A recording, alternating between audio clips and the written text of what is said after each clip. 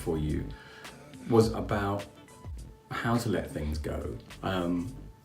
It's often spoken about, and I say about, you need to let things go, don't dwell, don't ponder too much, and you crack on with your day or your life, and not having those residue feelings any further. It's about letting that go and just cracking on and starting and doing whatever you need to do. And I was just thinking about how I can make that useful for you. Actually, rather than to talk about it, you just let it go. Sometimes it's about the how. Sometimes it's a strategy, it's a tactic about how you're going to actually let it go, how you're going to release it in some form. And I'm going to try and explain this to go kind of as much as get it out of my head and make it really clear to you, so you've got some ABC or steps to kind of follow. When it comes to a situation, we have a particular response to it. The longer we kind of consider it as being a negative or a problem, the less chance we're going to get out of it quickly, or change our mood, or find a solution, or find a way around, which is kind of threading together a lot of things I've spoken about in the past. So to let things go, it's going to be first about acknowledging that we've got a certain reaction. We have maybe an upset reaction, an unuseful reaction. And it's about recognizing that that's there, acknowledging you're feeling that way. Once we kind of accept that that's where we are, it's about then what do we do with that? And the next step is, again, not to reject any negative feeling over it. It's about saying, there's that on one side I've got that particular upset response about that person let me down, or a situation let me down, that's over there. But how could I see this in a positive way? What's another way of looking at this situation? What's another way of describing it? What's another way of seeing it? Maybe I have to see it from someone else's point of view, maybe through another lens, as it were, or another filter that you could use.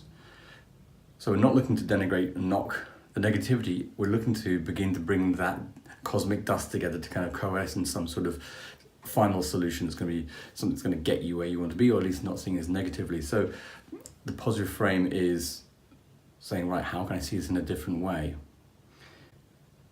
The other part of that is recognizing that if we continue to complain about the situation, we're stoking the fire more, we're giving it more oxygen, it's going to burn longer and burn stronger.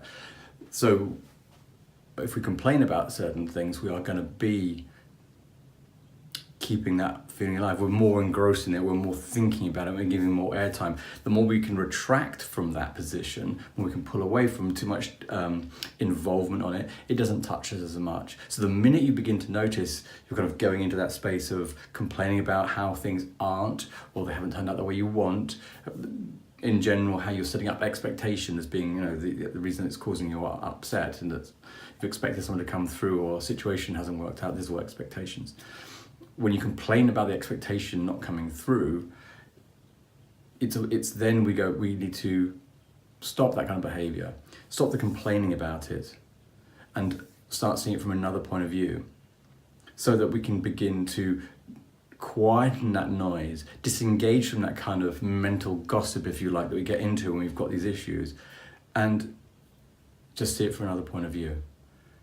Those two areas there are the biggest hows in how to begin to let things go, not let them sink in you too much and consume you. I mean, as I was talking then, it was like I was thinking how, actually I was just explaining then what kind of the visual image that came to me was kind of people talking across the garden fence. And the more you talk, the more you get kind of committed to the conversation, more engaged with the conversation, spend longer on it, and you're not doing other things. And it seems quite an appropriate kind of metaphor. It's that we want to acknowledge that conversation, but if it's not useful, if it doesn't help us, makes us feel shit, then it's about cutting it off and saying, thank you for that conversation, I'm going to go and do something over here or something else, which, as I'm suggesting you to do, is take that situation and see it from a positive way, which can be about saying, how else can I see this? Maybe I need to see it from the other person's point of view more than my own. And maybe you need to realize that at the very least, if you go into that conversation across the fence and spend more time on it, it's going to rotate and dig you deeper in that complaining, in that negativity over it, in that bad feeling. And we want you away from that. It's about then how we get you out of that. And it's noticing that action, noticing what you're doing, stopping the action and finding an alternative, which is say, okay, but how can I see it from a different way? If, for example, simplest way I can put this, if you have a colleague who for you is causing stress in your life for whatever reason, if they are unhelpful and if they are in some way inhibiting some of your workload, or whatever description or content you want to fill that up with, then do so. But you can imagine a situation you've got presently, we've had in the past.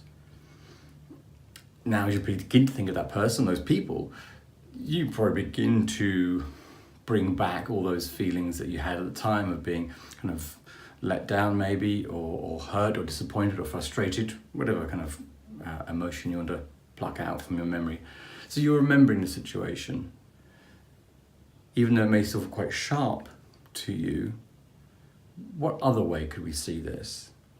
How could we find a perspective other than one we have that might be more useful for us? In this scenario, which I think we've all faced in some point, at some time in our kind of working lives,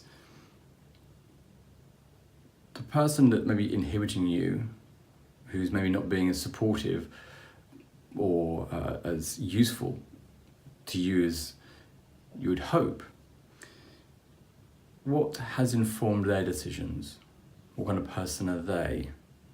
What's happened for them that has brought this about?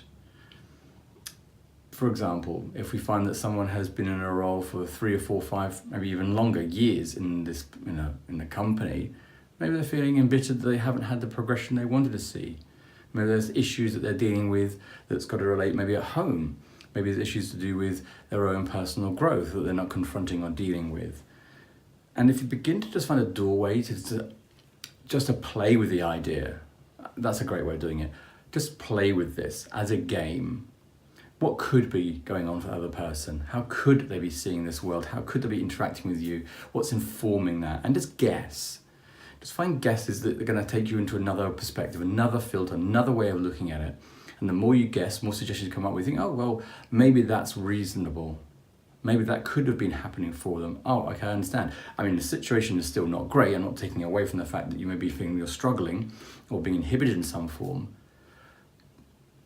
However, you've got a better toolkit to manage it now, if you've got some appreciation, even playful, the idea that this person has a number of issues going on for them. So what we're looking at is this space, this ability to see it from 2 different points of view. So now we've got options. You know, you've got choice. You'll notice as you go into that scenario, as you play it out in as a game, you'll begin to think, well, yes, maybe that. And that's just going to loosen up your thinking and break the rigidity of thinking that you've got and make it more flexible. Well, it could be this. And all of a sudden you may reflect, actually, this actually isn't such a big deal and it's not something I want to kind of get any further involved with, and it's easier to let it go. So I want to invite you to, if you've got a situation in the moment that you feel that you're being let down by someone, that they are inhibiting your progress in some form, find an alternative way of describing the situation. Keeping the one you've got, that doesn't change. Keep the one you've got, but find 2, 3, 4 other ways of seeing it, but from another perspective, from the other person's point of view. Even play with the idea that it could be a benefit that you haven't seen yet, but let's just try it from the other person's point of view. What's going on for them that makes this happen? And then you've got choice. You've got 2 or 3 to look at, and from that choice, the next stage is thinking, okay, there's a bit of airspace on this. I don't have to get so involved. And we don't need to dwell or ponder. We can move on. We can move forward, and we can move away and on to the next situation we want to deal with. And every time we practice this, we're going to get better at it. And it'll become more intuitive. So I really, really invite you to consider that, 1, recognize you're feeling upset over it. 2, straight away think, well, how can I see it from another point of view? Recognize both points and choose one which is going to be a little more useful for you, one that doesn't kind of keep you up at night, but actually helps you to release that, let it go, and move forward with what you want to do in whatever form you want to do it in.